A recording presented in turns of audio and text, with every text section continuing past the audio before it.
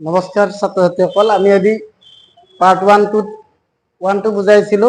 এবাৰ part 2 2 number প্ৰশ্নটো লৈছো 1.4 সংখ্যা প্ৰণালী ক্লাছ 10। তো 1 যদি পাৰ্ট 1 চাইছা তোমালোকে, আমি ইয়াৰ বিষয়ে আলোচনা কৰিছো আগতে। তো আমাক ইয়াত কি দিয়া আছে চোৱা, ফাৰ্ষ্ট টাইম 4.26 ৰ ওপৰত চিনডাল আছে, দেখছিন। তো এই 6 চিনটোৱে কি বুজায় যে এই সংখ্যাটো বাৰ পাই থাকিলে কি হ'ব 4.26666 এনেকে বহুত পাম, হয়নে? তো এইটো আমাক বুজায়। তো 6 ৰ ওপৰত চিনডালে কি বুজাব, এই 666 টো বাৰ পাই থকাটো বুজায়। এতিয়া কথা হ'ল কি, আমি পালো 4.26, হয়নে? মই আগতে কৈছিলো যে প্ৰথম দুটা সংখ্যা চোৱা, 4.2 মানে 4 আৰু 5ৰ মাজত থাকিব। 4.2 ক'ত থাকিব? এই 4.2 টো 4 আৰু 5ৰ মাজত থাকিব। আগৰ নিচিনা একে 4 আৰু 5ৰ মাজত থাকিব, এইখিনি জায়গাত থাকিব। হা, 4.2 আছে যে এইখিনি জায়গাত থাকিব। ইয়াৰ পিছত আকৌ মই এইখিনি পাতিয়ে লৈ দিছো যে আমাৰ এবাৰ 4 আৰু 5ৰ মাজত হ'ব।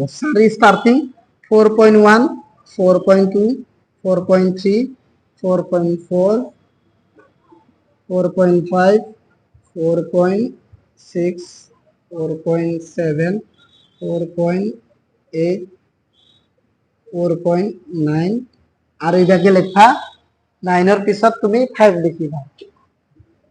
ওকে, তো মই এইখিনি বস্তুৰ মাজত আছিল বুলি কৈছিলো যে, তো 4 আৰু 5ৰ মাজত থাকিব বুলি ক'লো। তো 4 আৰু 5ৰ মাজত কি কি থাকিব? 4.1 ৰ পৰা আৰম্ভ কৰিম একদম 9 লৈকে আৰু লাষ্টত দেখিম 5।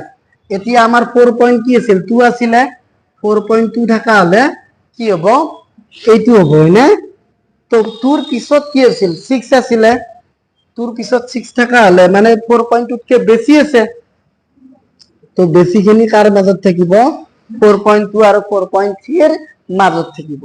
4.2 আৰু 4.3 মাজত থাকিব মানে 4.2 ষ্টাৰ্টিং দিয়া। 4.21 হ'ব এবাৰ, 4.22 হ'ব, 4.23 4.24 4.25 4.26 4.27 4.28 4.29 আৰু এইভাগে হ'ব।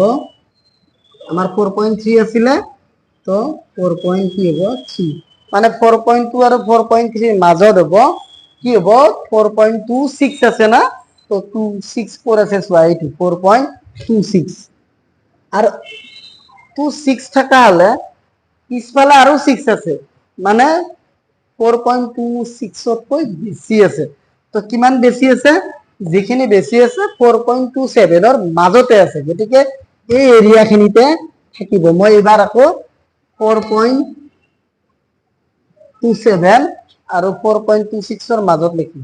4.26 লিখো আমি, 4.26 আৰু তো 4.261 হ'ব।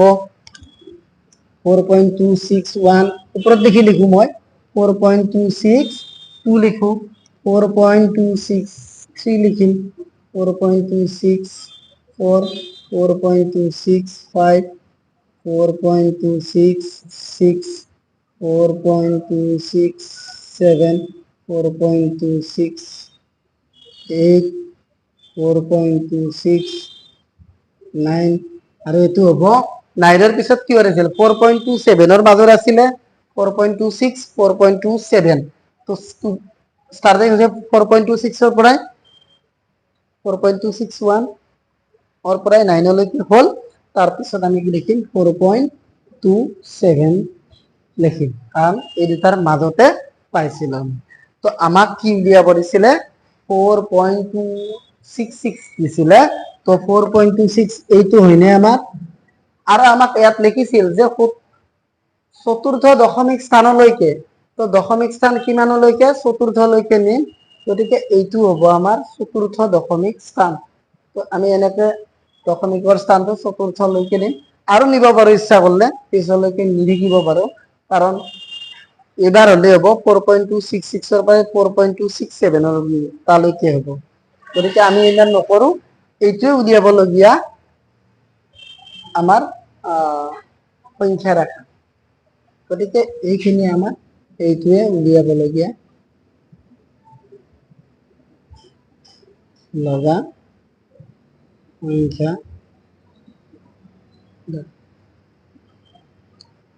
এইটোৱে উলিয়াবলগীয়া আমাৰ সংখ্যা ৰাখা তো ইয়াতো আগৰ নিচিনা সেম কন্ডিশনে 4.2 আছিলে 4.2 হলে 4.5 ৰ মাজত হল 4.5 ৰ মাজত হলে 4.1 ৰ পৰা এনেকে 5 লৈকে 9 লৈকে দিলো 4.9 ইভাগে 5 আছে তো এইখিনি আৰু এইখিনিৰ মাজত এইকেইটা লিখিল 4.2 আছিলে 4.2 লিখিলো তাতকে অকমান বেছি আছিল 6 কেইটা বেছি আছিল 4.3 হল তো তেনেকে 4.2 আৰু 4.3 এনেকে আগবঢ়ালো তো তাৰ মাজত আকৌ কি হ'ব 4.21 হল এনেকে আমাৰ কি আছিল 26 আছিল 26 এইটো তাৰপিছত 26 তকে বেছি আছিল তো 27 ৰ মাজত হল 4.26 4.27 ৰ মাজত এইকেইটা হ'ব 266 26263 64 এনেকে আমি পাতি গেলো আৰু ইয়াতে উলিয়াবলগীয়া আছিল আমাৰ 4.266 তো এনেকে উলিয়াই থাকিব পাৰো কিন্তু আমি চতুৰ্থ দশমিক স্থানলৈকে লৈ গেলো আমি গতিকে